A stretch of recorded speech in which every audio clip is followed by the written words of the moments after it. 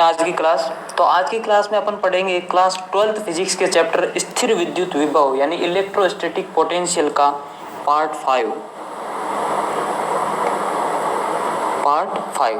ठीक है, इसके आज में अपन देखेंगे विद्युत क्षेत्र तथा विद्युत विभव में संबंध, यानी विद्युत क्षेत्र जो कि अपन ने फर्स्ट चैप्टर में पढ़ा था और विद्युत विभव जो कि अभी अपन इस चैप्टर में पढ़ रहे हैं, इन दोनों में आपस में क्या रिलेशन होता है। ठीक है, इन दोनों को एक दूसरे के रूप में कैसे अपन एक्सप्रेस कर सकते हैं, क्योंकि नेक्स्ट चैप्टर अपन पढ़ने वाले हैं विद्युत धारिता यानी कैपेसिटेंस, उसमें ये रिलेशन काम आने वाला है। ठीक है, तो अपन आज देखेंगे विद्युत क्षेत्र तथा विद्युत विभव में संबंध।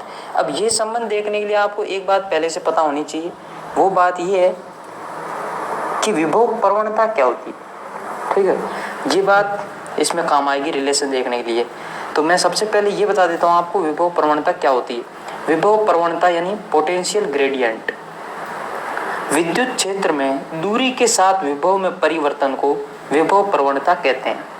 ठीक है, विद्युत क्षेत्र के अंदर अपन विद्युत विभव किसमें देखते हैं, विद्युत क्षेत्र के अंदर, तो विभव में परिवर्तन कितना हो रहा है दूरी के साथ। ठीक है, आई बात समझ में। अब देखना, मैं आपको एक ट्रिक बताता हूँ जो कि आपके हमेशा काम आएगी फिजिक्स में। देखो, दो बातें होती है, एक होता है परिवर्तन की दर,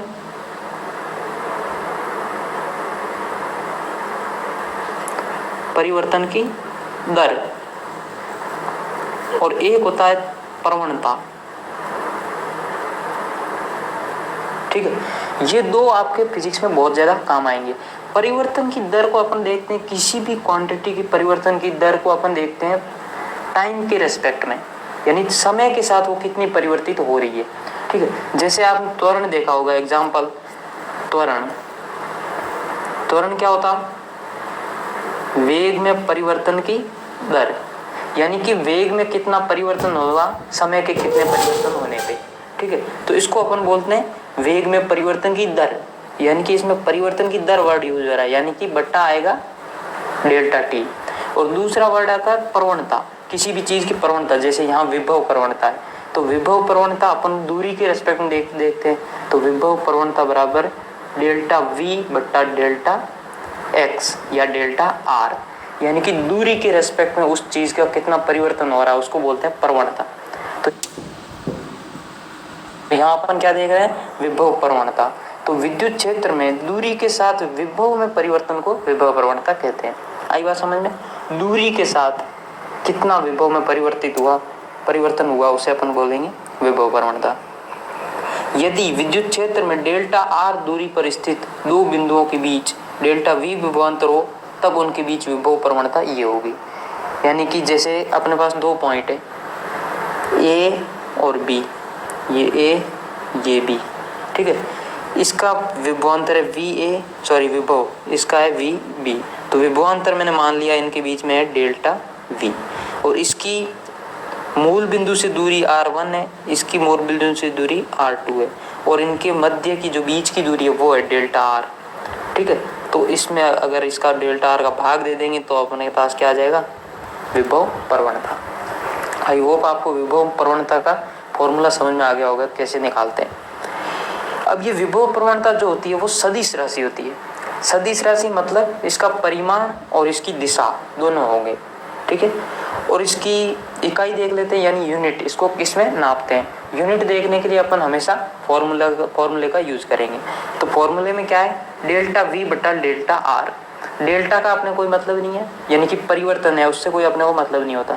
ठीक है, तो इकाई लिखते समय हमेशा आपको जो ऊपर लिखा है जो नीचे लिखा है सबकी इकाई लिख देंगे, दोनों की अपने आप इसकी इकाई प्राप्त हो जाएगी। तो डेल्टा वी विभवांतर की क्या होती है इकाई, वोल्ट बट्टा डेल्टा आर दूरी की क्या होती है, मीटर, तो वोल्ट बट्टा मीटर, ये आ गई विभव प्रवणता की इकाई। ठीक है, फॉर्मूला पता है तो इकाई निकालना बहुत आसान। अब देखो विभव प्रवणता का काम हो गया। अब अपने को इसमें सिर्फ इतना याद रखना है कि दूरी के साथ विभव में कितना परिवर्तन हो रहा है उसको बोलेंगे विभव प्रवणता, यानी कि डेल्टा वी बटा डेल्टा आर, ये फॉर्मूला याद रखना है। अब अपन देख सकते हैं विद्युत क्षेत्र तथा विद्युत विभव में संबंध। तो अपन देख लेते हैं इनमें क्या रिलेशन होता है। तो विद्युत क्षेत्र का मान ऋणात्मक विभव प्रवणता के बराबर होता है। ये बात आपको याद रखनी है कि विद्युत क्षेत्र का मान जो होता है वो ऋणात्मक विभव प्रवणता के बराबर होता है, यानी कि E सदिश is equal to minus of delta V upon delta R। Delta V upon delta R अपन ने देखा विभव प्रवणता होती है, और जो विद्युत क्षेत्र होता है वो इसके माइनस के बराबर होता है, minus of delta V upon delta R। अब ये फॉर्मूला अपन जब तब यूज लेंगे जब अपने पास एक चर होगा, यानी कि एक चर मतलब क्या होता है, जैसे अपने पास कोई समीकरण है, जैसे मैं लूं इसमें समीकरण में हम सिर्फ यूज लेंगे, और जब अपने पास दो चर हो तो अपन क्या करेंगे, पार्शियल डेरिवेटिव। पार्शियल मतलब आंशिक अवकलन। फॉर्मूला तो वही रहेगा, v में परिवर्तन बटा r में परिवर्तन, लेकिन यहाँ d की जगह ये पार्शियल का साइन आएगा। पार्शियल मतलब आंशिक, ठीक है। इसमें अपने पास समीकरण कैसा होता है, जैसे ये y है या z समझ लो, z is equal to X Y plus X square Y, ऐसा, ठीक है। x और y दो, तो अपन क्या है, अवकलन करते टाइम किसी एक के रेस्पेक्ट में अवकलन कर सकते हैं, लेकिन यहाँ दो दो है तो अपने को क्या करना पड़ेगा, पार्शियल या आंशिक अवकलन, ठीक है। तो ये फॉर्मूला अपन तब यूज लेंगे जब अपने पास दो चर हो, ये लेंगे जब अपने पास एक चर हो, ठीक है। तो ये हो गई, ये फॉर्मूले अपन यूज लेंगे इस चैप्टर में, इस चैप्टर के न्यूमेरिकल सॉल्व करने के लिए। लेकिन जो नेक्स्ट चैप्टर में अपन यूज लेंगे वो लेंगे ये जो नॉर्मल फार्मूला है, basic formula, v is equal to E into R, ठीक है। जैसे इस डेल्टा आर को मैं इधर भेज दूं तो उधर क्या बच जाएगा, v, और इधर e और डेल्टा आर यानी r, ठीक है। तो यहाँ v is equal to E into R, ये आपको याद रखना है नेक्स्ट चैप्टर के लिए। नेक्स्ट चैप्टर में ये फॉर्मूला बहुत बार यूज आएगा, ठीक है। तो इस चैप्टर में आपको ये फॉर्मूले दो याद रखने हैं, क्वेश्चन कैसा आया उस हिसाब से आपको फॉर्मूले अप्लाई करने हैं। अगर दो चर वाला है तो ये फॉर्मूला अप्लाई करना है, एक चर वाला है तो ये फॉर्मूला, ठीक है। अब अपन एक एग्जांपल देख लेते हैं, ये चर वगैरह आपको अगर समझ में नहीं आया तो अभी समझ में आ जाएगा। स्थिर विद्युत क्षेत्र E सदिश इज इक्वल टू, ये इतना है, जहाँ A एक नियतांक है, ये A जो है बीच में ये एक नियतांक यानी कांस्टेंट है, तो विभव का फलन ज्ञात करो, यानी कि E सदिश का फलन अपने पास है और V का फलन अपने को पूछा है। तो अपन को पता है कि ये रिलेशन अपने को पता है E और V में, तो ये फॉर्मूला या ये फॉर्मूला अपन इन दोनों में से कोई एक यूज करेंगे रिलेशन से, ठीक है, विभव निकालने के लिए। तो अब अपन देख रहे हैं ये फॉर्मूला अपन कब यूज करते हैं, जब अपने पास एक चर हो, ये कब करते हैं, जब अपने पास दो चर हो। तो यहाँ अपन देखते हैं चर अपने पास कितने हैं, x और y, दो चर है, ठीक है। तो हमेशा अपन कौन सा फॉर्मूला यूज करेंगे, दो चर वाला, ठीक है। दो चर वाला फॉर्मूला क्या है, E सदिश is equal to minus of विभव प्रवणता, यानी कि अपन क्या कह सकते हैं, E सदिश is equal to minus of partial derivative of v with respect to r, ठीक है। अब क्या करते हैं, E सदिश तो अपने पास है, निकालना क्या है, v, तो मैं इसको dr को इधर भेज देता हूँ इसके साथ, और डेल्टा v इधर रख देता हूँ और माइनस उधर गुणा कर देता हूँ, ठीक है। तो क्या आ जाएगा, delta v is equal to minus of E सदिश डॉट dr सदिश, ठीक है। अब देखते हैं अपन E सदिश, ई सदिश की वैल्यू अपने को दे रखी, माइनस तो बाहर है ही, ई सदिश की वैल्यू ये दे रखी है, ये वैल्यू, ठीक है। ये सीधी की सीधी यहाँ लिख देंगे, और डॉट प्रोडक्ट। अब अपने को अपन देखते हैं डी आर सदिश क्या होता है, ठीक है। ये मैथ स्टूडेंट को तो पता होगा, लेकिन बायो स्टूडेंट के लिए मैं आपको बता देता हूँ कि आर सदिश जो होता है 3D में, ठीक है, 3D में जो आर सदिश होता है x i cap plus Y j cap plus Z के कैप होता है। लेकिन यहाँ अपने को पता है, जो अपने को ई सदिश दे रखा है, तो यहाँ से अपने को दिख रहा है कि यहाँ आई कैप और जे कैप दो डायरेक्शन में बात हो रही है, तो अपन जेड कैप को हटा सकते हैं, जेड के कैप को हटा सकते हैं, x i cap plus Y j cap, ये होता है आर सदिश। लेकिन अपने को क्या लेना है, डी आर सदिश, यानी कि इनका एक छोटा भाग के लिए, तो डी आर सदिश is equal to d x i cap plus d y j cap, यहाँ आगे अपन डी लगा देंगे, डी का मतलब एक छोटे पार्ट के लिए, ठीक है। तो डी आर सदिश का मतलब होता है ये D x i cap plus d y j cap, तो ये रख देंगे अपन इसकी जगह dot product D x i cap plus d y j cap. अब अपने को अब ये फिर नई बात आने वाली है बायो स्टूडेंट के लिए, लेकिन मैथ स्टूडेंट को तो ये बात पता होती है। वो बात ये है कि हमेशा आई कैप डॉट आई कैप 1 होता है, ठीक है, जे कैप डॉट जे कैप 1 होता है, लेकिन आई कैप डॉट जे कैप 0 होता है, ठीक है। आई बात समझ में? आई कैप डॉट आई कैप हमेशा 1 होता है, यानी कि सेम का अदिश गुणन 1 होता है, लेकिन बस अपने क्वेश्चन की फोटो लेकर का अदिश गुणन 0 होता है, ठीक है। तो अपन यहाँ क्या करेंगे, इसका इसके साथ गुणा करेंगे डॉट प्रोडक्ट, यानी कि डी एक्स का इसके साथ आई कैप का आई कैप के साथ, तो ये हो जाएगा 1, माइनस तो बाहर था ही, ये हो जाएगा आई कैप 1 हो जाएगा, बाकी ये दोनों गुणा हो जाएंगे 2axy और ये dx, और माइनस ये माइनस जो बाहर था वो अंदर गुणा कर लिया मैंने, और जे कैप का जे कैप गुणा हो जाएगा, ये dy इधर गुणा हो जाएगा इसके साथ, और आई कैप गुणा आई कैप 1 हो जाएगा, और जो इसका इसके साथ और इसका मतलब जो z और सॉरी जे और आई का जो गुणा होगा वो हो जाएगा 0। तो फाइनली अपने पास सिर्फ ये दो चीज़ें बच जाएगी। अब अपन क्या कर लेते हैं, क्योंकि अपने पास क्या है इन सब में dx और dy ये आ रहा है, एक छोटे पार्ट के लिए आ रहा है, अपने को पूरे विभव का फलन ज्ञात करना है। तो अपन क्या कर लेंगे, एक छोटे पार्ट के लिए ये फलन अपने पास है, पूरे पार्ट के लिए निकालना है, तो अपन क्या कर लेंगे, इसका समाकलन कर लेंगे, ठीक है। तो समीकरण 1 का समाकलन जो अभी अपने पास आया वो मैंने नाम दे दिया था समीकरण 1, ठीक है, ये समीकरण 1, इसका अपन क्या कर देते हैं समाकलन। तो समाकलन delta v is equal to, इसका भी अपन समाकलन लिख देते हैं, ठीक है। समाकलन ये जो फलन था इसका समाकलन और इसका समाकलन, तीनों का अलग अलग समाकलन कर दिया, ठीक है।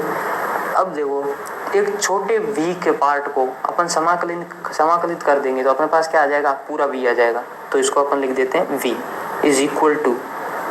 अब देखो यहाँ पार्शियल इसका मतलब होता है कि जो यहाँ लिखा होता है उसके रेस्पेक्ट में अपन समाकलन करते हैं, बाकी हर चीज़ को कांस्टेंट रख देते हैं, बाकी जो भी होता है उसको कांस्टेंट रख देते हैं, ठीक है।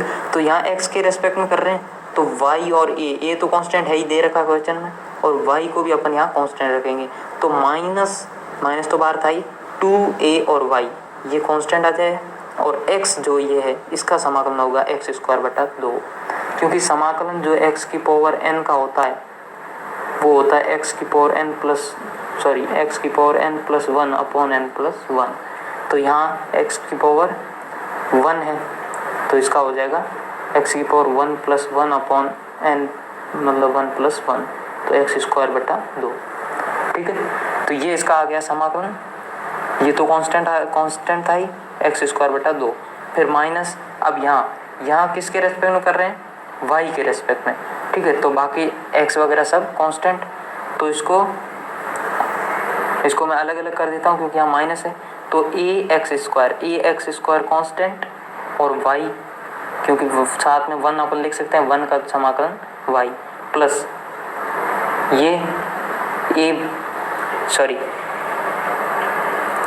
y³ प्लस 3 y³ अब ये y² का y के रेस्पेक्ट में y³ प्लस c, ये c कहाँ से आया, c होता है एक कांस्टेंट कोई, ठीक है।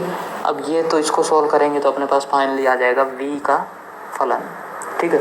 अब ये उन स्टूडेंट को बोरिंग लगा होगा जिनको बेसिक बातें पता नहीं थी मैथ की, ठीक है। तो आई होप आपको बेसिक बातें पता थी। अगर आपको बेसिक बातें पता थी तो मेरे को बताने की ज़रूरत नहीं थी, मेरे को सीधा फॉर्मूला बताना था, आप आसानी से कर सकते थे, ठीक है। और अगर नहीं भी आपको पता थी तो आई होप आपको अब समझ में आ गया होगा। एक और एग्जांपल देखते हैं, ये थोड़ा उससे ईजी है क्योंकि उसमें खूब सारी बेसिक बातें आ गई थी मैथ की, जो कि बायो स्टूडेंट के लिए थोड़ा हो सकता है टफ, ठीक है। तो एग्जांपल है, निर्वात में किसी बिंदु x, y, z पर विभव, यानी कि निर्वात में कोई पॉइंट अपने को दे रखा है जिस पर विभव का फलन ये है 2x² वोल्ट। बिंदु 1, 0, 2 पर विद्युत क्षेत्र की तीव्रता का मान ज्ञात कीजिए। ठीक है, 3D में कोई पॉइंट है एक्स वाई जेड निर्वात में, ठीक है, उसमें विभव अपने को दे रखा है और इस पॉइंट पे क्या निकालना, विद्युत क्षेत्र। ठीक है, अब यहाँ अपन देखते हैं कि अपने पास ये 3D में बात कर रहे हैं, 3D में बात कर रहे हैं मतलब इसमें वेरिएबल एक्स वाई और जेड तीनों है। ठीक है, यहाँ भले ही नहीं है, सिर्फ एक्स स्क्वायर है, क्योंकि बाकी हो सकता है उसके कोफिशिएंट 0 हो। कोफिशिएंट 0 मतलब जैसे ये कुछ फंक्शन मैं ले लेता हूँ, function of x comma y comma z, यानी कि एक्स वाई जेड तीनों का फंक्शन है। ये 2x square plus 0 into x Y plus 0 into x square y z, ऐसा कुछ। ठीक है, यानी कि इसमें एक्स वाई और एक्स स्क्वायर वाई जेड, जो भी एक्स वाई जेड तीनों है, लेकिन उनके हो सकता है कोफिशिएंट 0 हो, इसलिए यहाँ सिर्फ एक्स स्क्वायर ही दिख रहा है। ठीक है, यानी कि v is equal to 2x square. ठीक है, तो इसका मतलब ये नहीं है कि अपन फॉर्मूला कौन सा यूज़ लेंगे, एक चर वाला, नहीं, क्योंकि यहाँ अपने को पहले दिखा दिया इसने 3D में है। ठीक है, तो अपन कौन सा फॉर्मूला यूज़ लेंगे, ये वाला, ठीक है, पार्शियल वाला। ठीक है, तो अपने को निकालना विद्युत क्षेत्र और विद्युत विभव दे रखा है, तो कौन सा फॉर्मूला यूज़ लेंगे, ये बात समझ में आ गई, क्योंकि यहाँ 3D है। ठीक है, तो Ex is equal to minus delta V by delta x, यानी partial derivative of V with respect to x। ये अपन देखेंगे x घटक के लिए, क्योंकि यहाँ 3D में है, यानी x में भी होगा, y में भी होगा, z में भी होगा, तो सब अपने को तीनों के लिए अलग अलग निकालना होगा। ठीक है, तो Ex is equal to minus delta V upon delta x, तो इसकी जगह अपन v की जगह वैल्यू रख देते हैं 2x स्क्वायर, तो माइनस डेल्टा ऑफ मतलब partial derivative of 2x square with respect to x।